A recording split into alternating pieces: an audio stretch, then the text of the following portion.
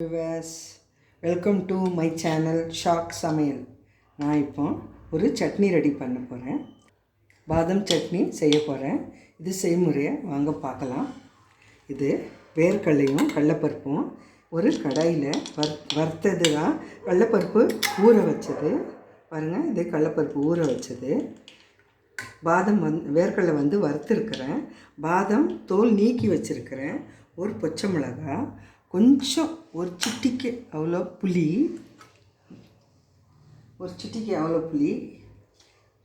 கொத்தமல்லி, 4 பூண்டு பல். சின்னதாக இருந்தால் இந்த மாதிரி சைஸ் இருந்தால் 4 போடுங்க.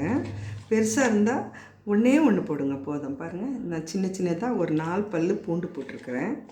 கொஞ்சம் தேங்காய், கொஞ்சோண்டு தேங்காய். இதெல்லாம் எண்ணெயில் போட்டு ஃப்ரை பண்ணிக்க போகிறேன்.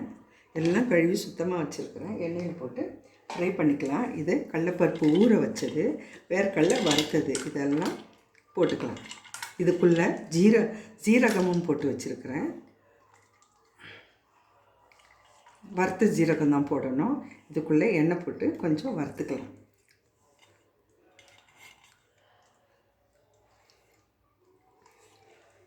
வாங்க வறுத்துக்கலாம்.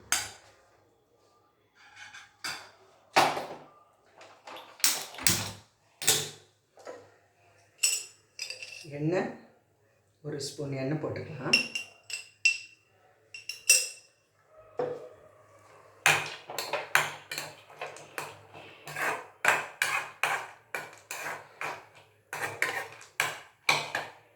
வறுபடட்டும்.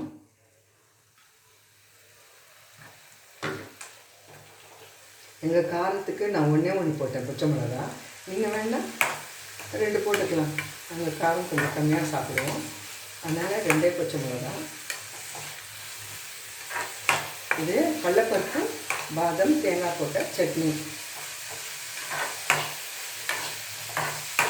வேர்க்கடலையும் போட்டுருக்கிறேன் கொஞ்சம். இது கொஞ்சம் நல்லா வறுக்கணும். வறுத்தா தான் சட்னி நல்லா டேஸ்ட்டாக இருக்கும்.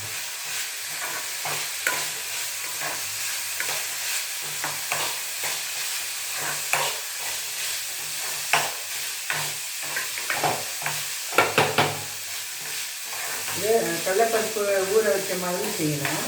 நான் ஒரு 10 நிமிஷம் ஊற வச்சுருக்கேன். மறந்துட்டிங்கன்னா பொட்டைக்கடலை இருந்தால் கூட போட்டுக்கலாம். அதாவது ஒடிச்ச கடலை அது இருந்தாலும் போட்டு அரைச்சிக்கலாம். நான் இன்றைக்கி கடலைப்பருப்பு போட்டு டிஃப்ரெண்ட்டாக செய்கிறேன் சட்னி. இட்லிக்கு நல்லாயிருக்கும் காலையில்.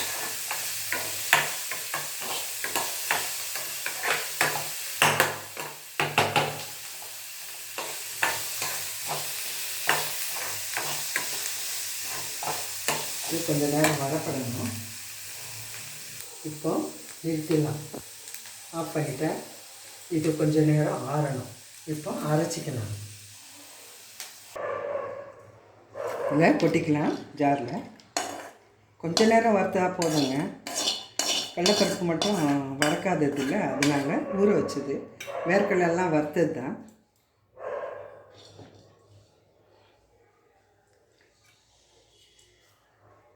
இது கூட கல் உப்பு, இது கருப்பு உப்பு போட்டுக்கலாம்.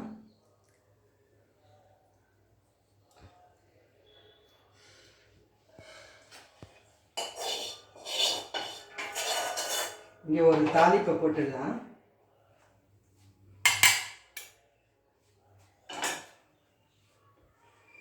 தாளிப்பு கொஞ்சம் போட்டுக்கலாம். அடுப்பு பற்ற வச்சுட்டு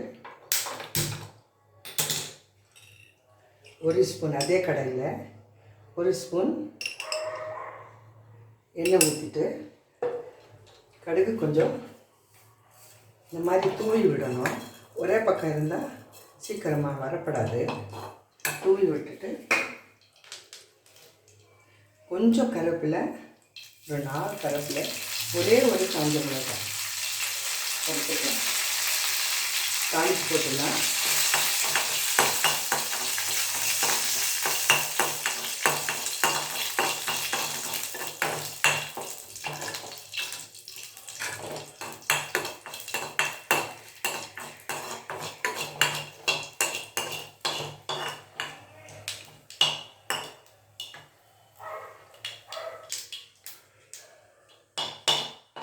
கடுகு நல்லா பொரிஞ்சிச்சு, கேஸ் ஆஃப் நிறுத்திட்டேன். இப்போ சட்னிக்கு உப்பும் கொஞ்சம் தண்ணி போட்டுக்கலாம். இவ்வளோ போட்டுக்கலாம். உப்பு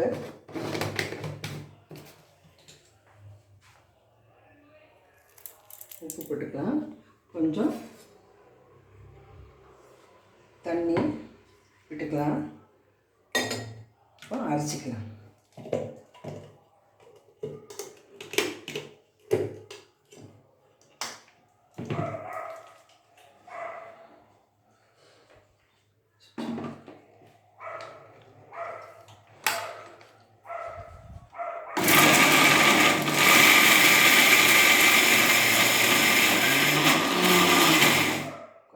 அரைச்சிட்டு பார்த்துக்கலாம். தண்ணி கொஞ்சம் விட்டுக்கலாம். இன்னும் சைடில் எல்லாம் போயிடணும். கொஞ்சம் தண்ணி விட்டால் தான் நைஸ் ஆகும். கொஞ்சம் குறுக்குறன்னு அரைச்ச உடனே இந்த வாசனை இருக்குது பாருங்கள். அப்பப்பப்பா ஒரு 4-5 இட்லி சாப்பிட்லாம் போகுது. அந்த மாதிரி வாசனை வருதுங்க. இந்த சட்னி வாசனை தூக்குது அப்படியே. அவ்வளோ நல்லாயிருக்கும் இந்த சட்னி. இந்த மாதிரி செஞ்சு சாப்பிடுங்க. பொங்கல், தோசை, இட்லி எல்லாத்துக்கும் நல்லாயிருக்கும். கொஞ்சம் தாராளமாக தண்ணி விட்டு இருக்கிறேன். சீக்கிரம் அரைக்கும். அதான்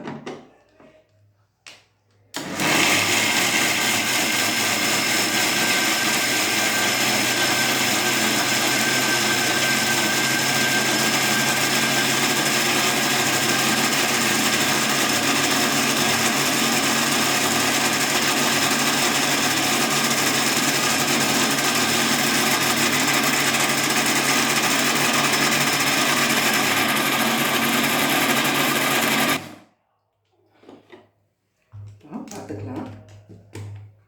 நைஸ் ஆகிடுச்சு பாருங்கள். கொஞ்சம் தண்ணி தாராளமாக விட்டதுனால நைஸ் ஆகிடுச்சு. இப்போ அந்த இதில் கடாய்க்கு மாற்றிக்கலாம். இந்த தாளிப்பு போட்டு பாருங்கள், இதில் மாற்றி ஊற்றிக்கலாம்.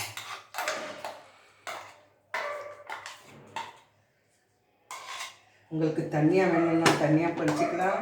இல்லை அப்படியே பொங்கலுக்கு அப்படி தொட்டுன்னு சாப்பிட்லான்னு நினச்சிங்கன்னா இப்படியும் தொட்டுன்னு சாப்பிட்லாம். ரொம்ப ரொம்ப நல்லா சூப்பராக இருக்கும். இந்த மாதிரி சட்னி செஞ்சு சாப்பிடுங்க. டிஃப்ரெண்ட்டாக நான் செஞ்சது.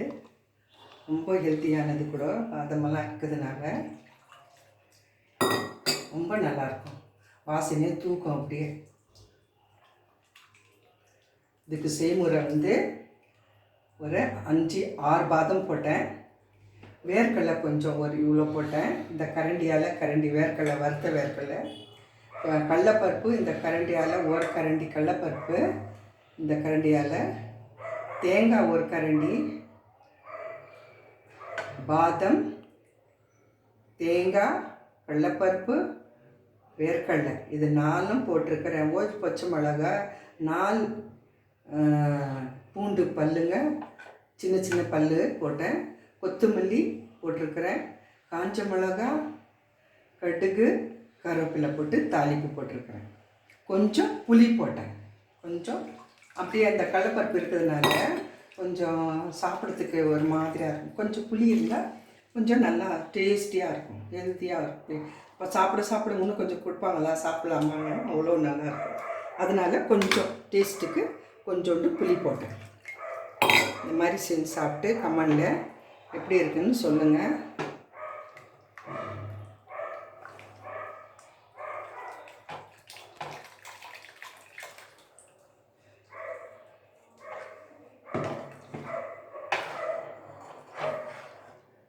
பாருங்க,